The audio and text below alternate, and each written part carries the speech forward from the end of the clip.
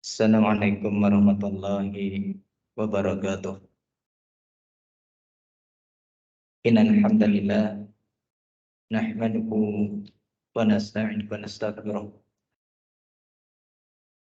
Wa na'udzu billahi min shururi anfusina wa min sayyiati a'malina. May yahdihillahu fala mudilla lahu wa may yudlil falan tajida lahu waliyyan mursyida. Asyhadu an la ilaha illallah wahdahu la syarika lahu. Asyhadu anna Muhammadan abduhu wa rasuluh alladzi la nabiyya ba'da.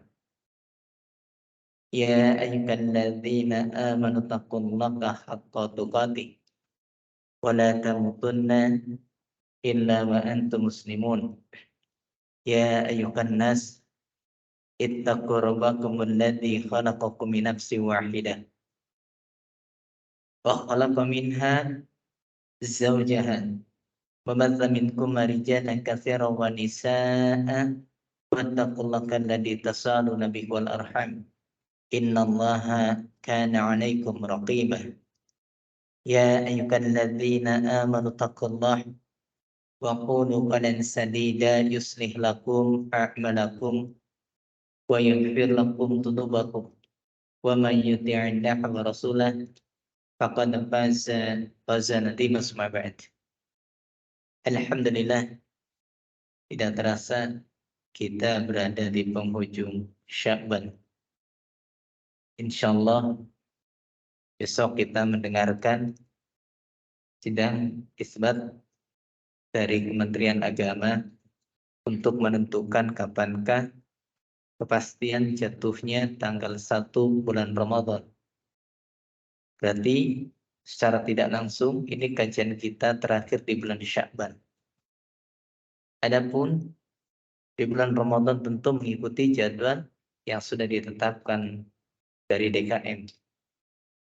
Oleh sebab itu maka pada pertemuan di akhir bulan Sya'ban ini maka kita perbanyak doa agar disampaikan ke bulan Ramadan dan juga diberikan kesehatan sehingga kita bisa beribadah di bulan Ramadan dengan maksimal, sehingga kita pun keluar dari bulan Ramadan mendapatkan keberkahan dari Allah Subhanahu wa taala.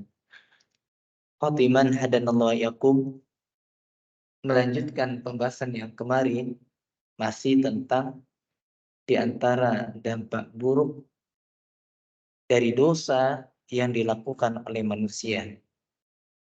Setelah pertemuan yang lalu, yaitu tentang dampak buruknya adalah qillatut taufik wa ta'assurul umur. Sedikitnya taufik, hidayah, dan sulitnya urusan-urusan. Juga wahnul badan, yaitu lemahnya badan. Termasuk pula yang kelima kemarin adalah tentang hirmanur rizq, terhalangnya dari rezeki. Maka selanjutnya yang sekarang, yang keenam, di antara yang akan diperoleh bagi orang yang berbuat maksiat kepada Allah Subhanahu wa taala. Dampak dari dosa tersebut diantaranya adalah mahqu barakatil umur, yaitu hilangnya keberkahan umur. Umur manusia Allah berikan sesuai dengan takdirnya masing-masing. Tapi rata-rata umurnya umatnya Nabi Muhammad SAW sebagaimana diterangkan dalam riwayat Imam At-Tirmidzi, a'mar ummati baina sittin wa sab'in, umur umatku itu kisaran antara 60 sampai 70 tahun. Dan 60 sampai 70 tahun itu, maka di sana ada orang yang mendapatkan usia yang berkah, ada yang justru tidak berkah. Ada yang usianya mendapatkan keberkahan, ada yang tidak mendapatkan keberkahan. Oleh sebab itu, maka kita harus tahu apakah yang menjadikan umur itu tidak berkah, yaitu diantaranya dosa. Di sini dikatakan fa'inal ma'asyi tamhaqu barakataddin wa dunya. Maka sesungguhnya kemaksiatan-kemaksiatan itu akan menghilangkan keberkahan agama dan dunia. Wa tamhaqu barakatal umur. Dan juga yang namanya kemaksiatan-kemaksiatan itu akan menghilangkan keberkahan umur. Bal 'abdu idza a'rada 'anillah. Maka seorang hamba apabila dia berpaling dari Allah Subhanahu wa taala, fashtaghala bil ma'asi. Lalu kemudian dia pun disibukkan dengan kemaksiatan-kemaksiatan. Do'at alaihi ayyamu hayatihi al-haqiqiyah. Maka akan hilanglah hari-hari kehidupannya secara hakiki. Semakin orang bermaksiat, maka hari-hari itu hilang tanpa ada keberkahan, tanpa ada manfaat. Inilah yang dijadikan pegangan oleh para ulama sehingga orang tersebut hidupnya tidak berkah. Kenapa? Waktunya berlalu tanpa menambah kebaikan-kebaikan bagi orang tersebut. Sehingga hidupnya tidak mendapatkan keberkahan dari Allah Subhanahu wa taala. Ini gara-gara kemaksiatan. Fa inna umural insan huwa hayatuhu billah. Maka sesungguhnya umur manusia itu hidupnya itu hanyalah untuk Allah. Karena Allah. Kama anna hakikatal hayat iya hayatul qalbi. Sebagaimana hakikat dari kehidupan itu adalah hidupnya hati. Hakikat dari kehidupan adalah hidupnya hati. Wallati la takunu illa bil bir wa taqwa. Yang hati itu tidak akan menjadi hidup kecuali dengan kebaikan dan ketakwaan. Maka orang itu, hidup manusia itu sebenarnya adalah hidupnya hati. Kalau hatinya tidak hidup, mati, hakikatnya dia tak mati. Makanya akan berulang kali saya katakan bagaimana ucapan para ulama salaf dahulu mengatakan, ajaban minan nas. Sungguh ajaib, sungguh mengherankan sebagian dari manusia. Yabkuna man mata jasaduhu wala yabkuna man mata qalbuhu wa qu'ashan. Kata para ulama bahasanya manusia itu mereka menangisi orang-orang yang mati jasadnya. Jasadnya mati mereka menangis. Jasadnya mati mereka kemudian rasa kehilangan. Tapi herannya mereka tidak menangisi orang yang mati hatinya. Padahal itu lebih hebat. Kematian hati itu lebih hebat. Makanya orang yang banyak maksiat itu hatinya mati. Itu menunjukkan bahasanya hidupnya nggak berkah. Ya, seperti itu. Dan kematian hati itu karena kemaksiatan. Sebagaimana hidupnya hati itu karena kebaikan dan ketakwaan wa ta'ah dan juga ketaatan. Semakin orang banyak ketaatan, semakin orang itu banyak berbuat kebaikan.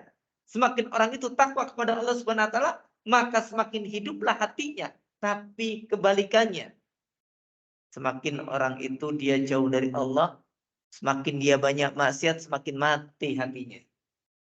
Makanya orang yang sudah mati itu susah untuk berlaku baik. Lalu kemudian lidzalik, karena itulah wasafallahul kafirina. Allah kemudian mensifati orang-orang kafir. Alladzina hum aktsarul khalqi idha'atan lil hayah. Bahasanya yang mereka itu makhluk yang paling banyak menyia-nyiakan hidupnya. Orang kafir adalah orang yang paling banyak menyia-nyiakan hidupnya. Kenapa? Bi'annakum amwat, karena mereka memang mati. Orang kafir itu hakikatnya mati. Kenapa? Karena mereka menyia-nyiakan hidupnya bukan dalam ketaatan pada Allah Subhanahu wa taala. Sepanjang harinya, sebanyak apapun kebaikan yang mereka lakukan, hakikatnya tidak memberikan manfaat. Kecuali dia mendapatkan hidayah untuk mengucapkan kalimat syahadat, sehingga dia pun menjadi seorang muslim. Makanya kasihan, mereka terus berjalan, tapi dalam kondisi sudah mati. Seperti orang yang mati berjalan di atas muka bumi. Lalu kemudian dikatakan, Faqala ankum, maka Allah SWT berkata tentang mereka.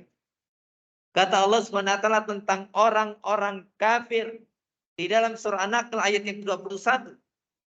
Allah mengatakan amwatun ghairu ahya. Orang-orang kafir itu mati dan tidak hidup. Mereka itu mati, hakikatnya mereka mati. Mereka tidak hidup. Karena mereka tidak memiliki kebaikan. Tidak memiliki ketakwaan kepada Allah Subhanahu wa taala. Wa ma yash'uruna ayyana yub'atsun, dan mereka pun tidak sadar, tidak merasakan kapankah mereka akan dibangkitkan. Sepanjang hidupnya mereka hanya ngejar apa yang mereka rasakan nikmat di dunia. Begitu dia kemudian dibangkitkan, kaget dia. Makanya orang-orang kafir itu, sebagaimana Allah mengatakan fayaqulul kafiru, maka orang-orang kafir mengatakan ya laitani kuntu turaba. Oh, seandainya aku menjadi tanah saja. Kenapa? Ketika dibangkitkan oleh Allah SWT, kaget dia. Dia kaget, kok tahu-tahu sudah bangkit, kok tahu-tahu saya berada di alam kubur. Kok tahu-tahu saya ini berada di alam pada mahsyar. Bagaimana nanti akan menghadapi Allah Subhanahu wa taala? Orang yang seperti ini hidupnya tidak berkah. Sehingga kemudian sepanjang harinya dia lalui tidak ada nilai-nilai kebaikan. Ini hatinya sudah mati. Dan ini adalah buah dari dosa. Lalu kemudian yang selanjutnya, di antara perkara yang merupakan dampak dari dosa yang dilakukan oleh manusia adalah hirmanut ta'ah. Terhalang dari melakukan ketaatan. Pengen taat susah. Mau ngaji berat. Mau baca Quran berat. Mau sholat berat. Walaupun mungkin dia tinggalnya dekat dengan masjid. Tapi melangkahkan kaki menuju masjid berat. Mungkin karena dia banyak maksiat. Mungkin dia ini adalah orang yang kemudian sehat, badannya kuat. Pembuktinya dia rajin olahraga. Dia lari puluhan kilo pun sanggup. Tapi melangkahkan kaki lari menuju masjid Allah, tidak sanggup. Mungkin dia adalah orang yang paling kuat untuk duduk berlama-lama menghadapi komputer ataupun pekerjaannya. Tapi ternyata dia nggak sanggup duduk berlama-lama di majelis ilmu. Mungkin dia adalah orang yang paling kuat matanya menghadapi komputer. Tapi ternyata dia tidak sanggup untuk menghadapkan matanya membaca kitab Allah. Ya ini yang dikhawatirkan. Terhalang dari ketaatan. Makanya dikatakan fa inna ta'at biyadillah. Sesungguhnya ketaatan-ketaatan itu di tangan Allah. Maka dikatakan wala tuhsanu, dan kemudian ketaatan itu tidak bisa diperoleh illa bitaufik, kecuali bitaufikillah, dengan taufik dari Allah Subhanahu wa taala. Yang namanya ketaatan tidak diperoleh kecuali dengan taufik dari Allah. Wa hidayati, dan juga dengan hidayah dari Allah lil abdi, kepada seorang hamba. Ketaatan di tangan Allah. Karena kita tidak mungkin bisa berlaku taat gara-gara apa? Kecuali pertolongan Allah SWT. Seringkali saya menyampaikan tentang doanya Rasulullah SAW yang diajarkan pada Mu'ad bin Jabal. Ya Mu'ad, bahasanya uhibbuka fillah, aku mencintaimu karena Allah. Faqul inda kulli duburi salat, maka ucapkan di setiap akhir salat apa? Allahumma a'inni ala dzikrika wa syukrika wa husni ibadatika. Ya Allah, a'ini, ya Allah, tolonglah aku ala dzikrika, untuk mengingatmu, wa syukrika, bersyukur kepadamu, wa husni ibadatika, dan juga bagus di dalam beribadah kepadamu. Ini yang luar biasa. Dan ini sulit, ikhwan. Menjadi orang yang mendapatkan taufik berbuat baik, berbuat taat itu sulit. Sulit sekali. Bong, kita lihat kadang ya di tengah jalan, Kita lihat ada orang naik sepeda, bawa barang, ambruk barang. Itu segitu pengendara banyak lalu lalang di jalan tuh karena nggak mendapatkan topik dari Allah untuk berbuat kebaikan, ya bablas. Ditinggalkan saja. Coba kalau orang yang mendapatkan topik begitu lihat ada orang yang terjatuh membutuhkan bantuan, kita bangunkan. Sudah jelas ada majelis ilmu, kita lalu lalang mendengar kajian. Kalau kita tidak mendapatkan topik dari Allah, nggak bisa kita mampir di sini. Kenapa? Berat, ikhwan. Sudah jelas terdengar panggilan adzan. Ada dipanggil. Karena kita unik ya. Kita ini dipanggil sama Allah Subhanahu wa taala lewat muadzin. Sehari minimal 5 kali kita itu suruh sholat. Minimal itu. Yang wajibnya. Dipanggil 5 kali kita cuek aja. Seandainya kita ini punya teman. Seandainya kita punya sahabat. Kemudian sahabat itu kita panggil. Gak pernah nengok. Gak pernah datang ke kita. Apa perasaan kita? Kita akan mengatakan, wah ini terlalu ini sahabat saya ini. Sombong dia. Minimal kita malas dengan dia. Ini Allah panggil manusia berulang kali. Ternyata tetap tidak mau datang kepada Allah Subhanahu wa taala. Kita dipanggil atasan rajin datang. Dipanggil Allah Subhanahu wa taala enggak datang-datang. Kan sayang yang seperti itu.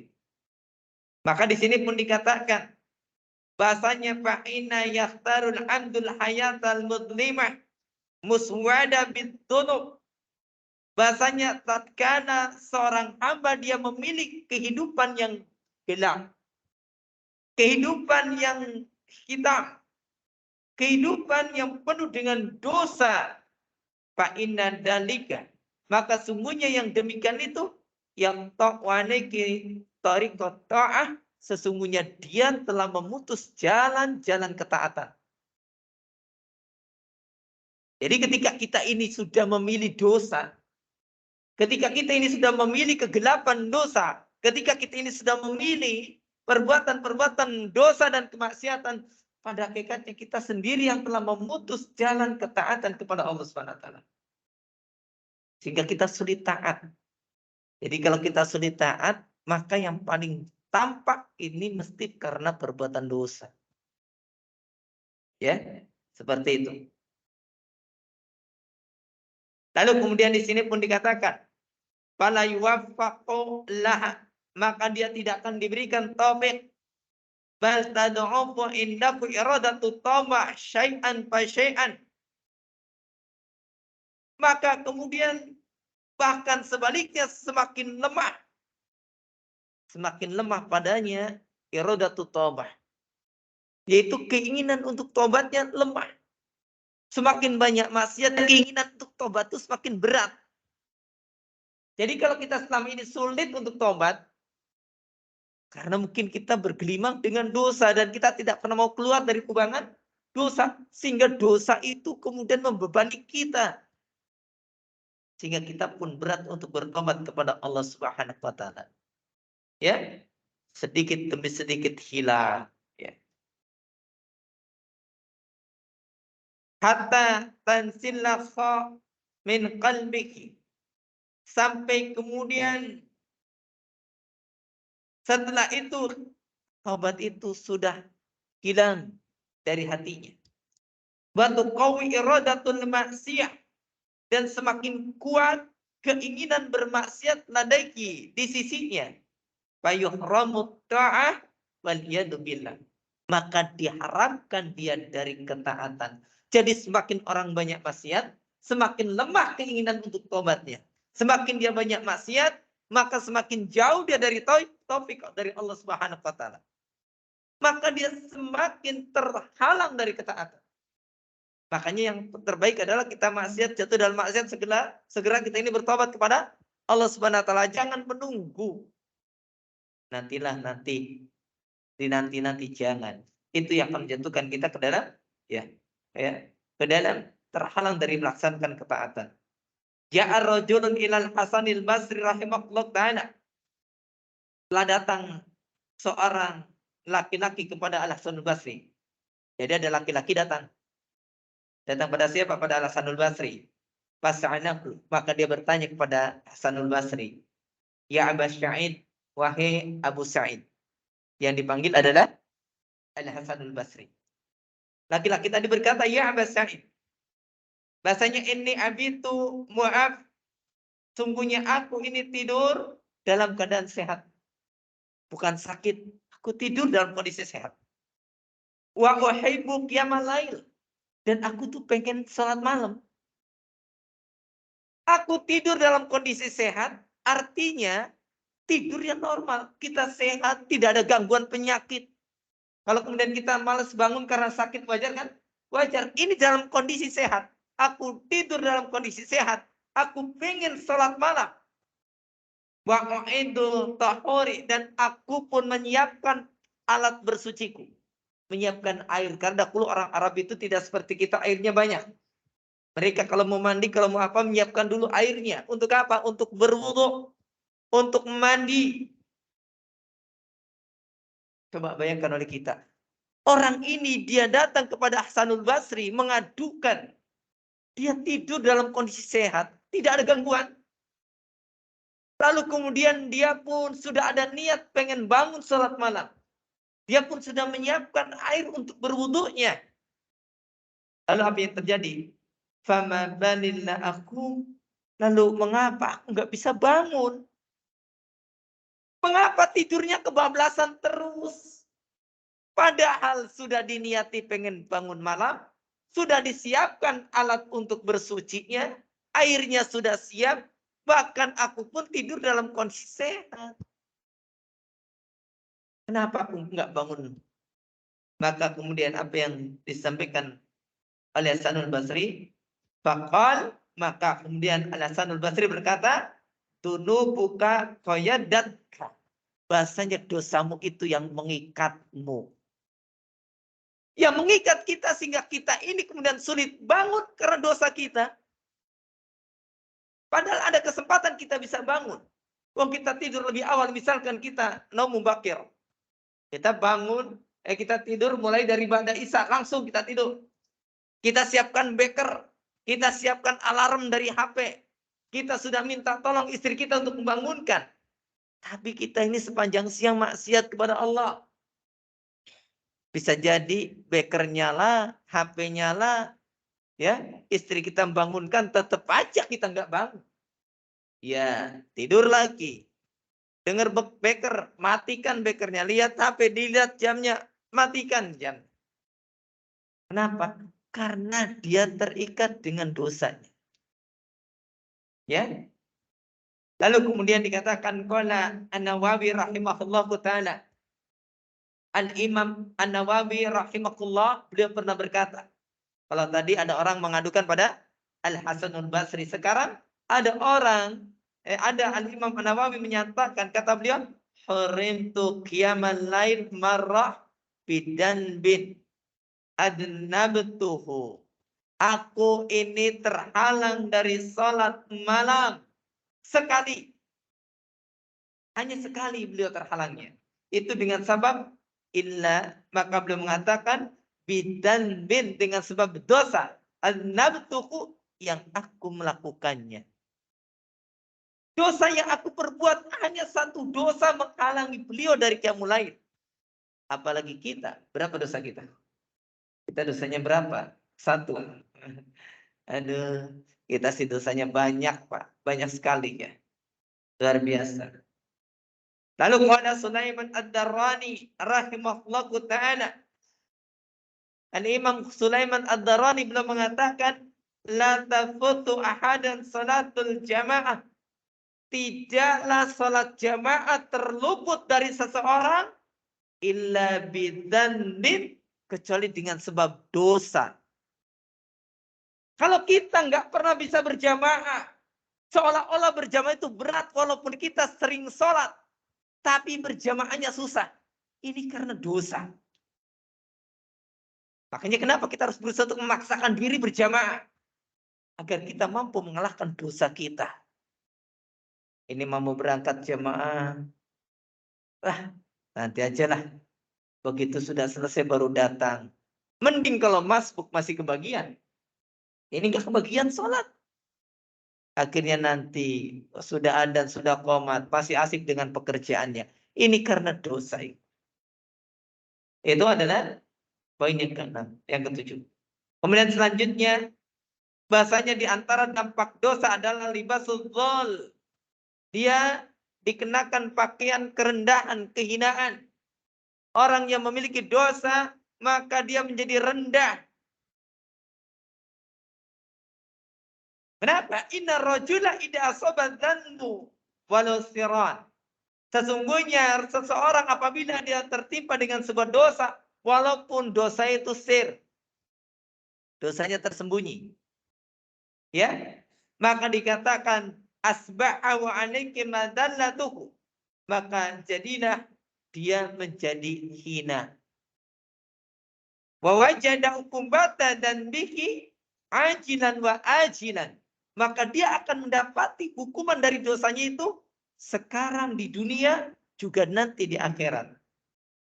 Itu syaratnya kalau kita tidak bertobat, kita melakukan dosa, maka kemudian walaupun kita tersembunyi, dosa kita ngumpet, maka kelak itu akan tampak kerendahan kita. Dan itu akan mendapatkan ukubah bukan hanya di dunia tapi di akhirat. Lalu kemudian dikatakan fal izzu fi taatillah. Maka ketahuilah yang namanya al-izz, yang namanya kemuliaan itu fi taatillah, ada pada ketaatan pada Allah. Kita taat, kita akan mulia. Tapi sebaliknya wadzul fi ma'siyatihi. Kerendahan itu ada pada maksiat kepada Allah. Pengen mulia, taat. Pengen rendah, silakan maksiat. Sederhana hidup ini ya. Seperti itu. Nah, itu yang disampaikan di dalam masalah ini. Qala Al-Hasanul Basri. Maka bahasanya Al-Hasanul Basri beliau pernah mengatakan, Aballah illa an yudhilla man asahu. Allah itu enggan, ya, kecuali akan menghinakan orang yang bermaksiat kepadanya. Hukum asal Allah itu tidak merendahkan orang, tapi Allah akan merendahkan orang pada siapa? Orang yang bermaksiat padanya. Orang yang bermaksiat kepada Allah Subhanahu wa taala. Kalau dia bermaksiat, Allah akan rendahkan. Lalu kemudian di sini pun dikatakan pula, dikatakan waqala Sulaiman At-Taimi rahimahullahu taala, beliau mengatakan innar rajula la yusibu dhanbu fisir fayusbiku alayki madalatuhu. Ini sama dengan kalimat tadi. Kata beliau, sesungguhnya seorang dia melakukan perbuatan dosa atau tertimpa dengan dosa dalam keadaan sir, tersembunyi, tidak kelihatan orang, maka dia niscaya akan tertimpa dengan kerendahan. Itu diantara dampak dosa. Lalu dampak dosa yang lain, diantaranya adalah hawanul mudmin anallah, yaitu kehinaan orang yang berbuat dosa kepada Allah Subhanahu wa taala. Orang yang berbuat dosa dia akan dihina dalam pandangan Allah Subhanahu wa taala. Ini sudah jelas ya. Bagaimana kita tahu bahasanya Allah Subhanahu wa taala itu akan merendahkan, menghinakan orang yang berbuat dosa. Sebagaimana dikatakan oleh Al-Hasanul Basri juga. Dia pernah menyampaikan kata Al-Hasanul Basri, hanu alaiki ba'asaw walau azzu alaiki la'asamakum wa idha hana al-'abdu 'ala Allah lam yukrimku ahadun. Kata Al-Hasanul Basri, bahasanya hanu alaiki, kehinaan Allah menimpa atas dia. Mereka hina, yaitu orang-orang yang bermaksiat kepada Allah. Hanu alaiki, itu hina dalam pandangan Allah. Fa'asauhu, maka mereka, ya, yaitu mereka bermaksiat kepada Allah Subhanahu wa taala. Walau azzu alaiki, dan seandainya mereka itu memuliakan atau yaitu memuliakan Allah Subhanahu wa taala, la asamakum, niscaya Allah akan menjaga mereka. Gara-gara mereka ini bermaksiat, maka Allah kemudian ya, mereka bermaksiat kepada Allah. Allah rendahkan, jadilah dia bermaksiat. Seandainya mereka itu kemudian memuliakan Allah Subhanahu wa taala, tentu Allah Subhanahu wa taala akan menjaga mereka. Ya. Kalau hanu di sini maksudnya adalah meremehkan, ya, maaf. Jadi kata Al-Hasanul Basri belum mengatakan hanu alaiki. Bahasanya mereka meremehkan Allah. Orang yang berbuat dosa itu meremehkan Allah. Maka orang yang berbuat dosa, mereka itu meremehkan Allah Subhanahu wa taala, fa'asauku, maka mereka pun bermaksiat kepada Allah. Gara-gara meremehkan Allah jadi bermaksiat. Walau azu alaiki la asamakum. Seandainya mereka memuliakan Allah Subhanahu wa taala, niscaya Allah akan menjaga mereka, yaitu menjaga dari kemaksiatan. Wa idza hanal hamdu anallah, maka dikatakan bahasanya sesungguhnya seorang hamba apabila dia hina di dalam pandangan Allah Subhanahu wa taala, lam yukrimhu ahadun, maka tidak ada seorang pun yang akan memuliakannya. Kalau orang itu sudah dihinakan Allah, dia nggak akan dimuliakan orang. Dia tidak ada satupun yang sanggup memuliakannya kalau Allah sudah menjatuhkannya. Ini sebagaimana firman Allah Subhanahu wa taala di dalam surah Al-Hajj ayat yang ke-18, Allah mengatakan wa may yuhinillah famanahu mimukrim. Barang siapa yang Allah hinakan, barang siapa yang Allah hinakan, famanahu mimukrim, maka tidak ada yang memuliakan bagi mereka. Tidak ada yang memuliakan bagi dia. Kalau Allah sudah jatuhkan, Allah hinakan, sudah. Ini akibat dari dosa. Amma man yura min ta'dimin nas li ahli al-ma'siyah. Bahwa fi dzakiril faqat. Adapun bahasanya apa yang dilihat dari adanya pengagungan manusia kepada ahli maksiat. Sekarang ini kita lihat banyak orang-orang pengen viral dengan melakukan kemaksiatan. Dia mencari jalan-jalan kemaksiatan. Mungkin dalam pandangan kita, tampak dari dokirnya manusia, mereka itu ditakdim, diagungkan oleh orang. Ya, jadi orang-orang yang kemudian bermaksiat kepada Allah, para pelaku maksiat, kemudian mereka itu tampil dan kemudian merasa dihargai oleh manusia, kelihatannya seperti itu. Tapi bahwa bidhahir faqat. Tapi itu kata para ulama, hanya dohirnya saja. Dohirnya orang memuliakan dia. Ya, imma limaslahat.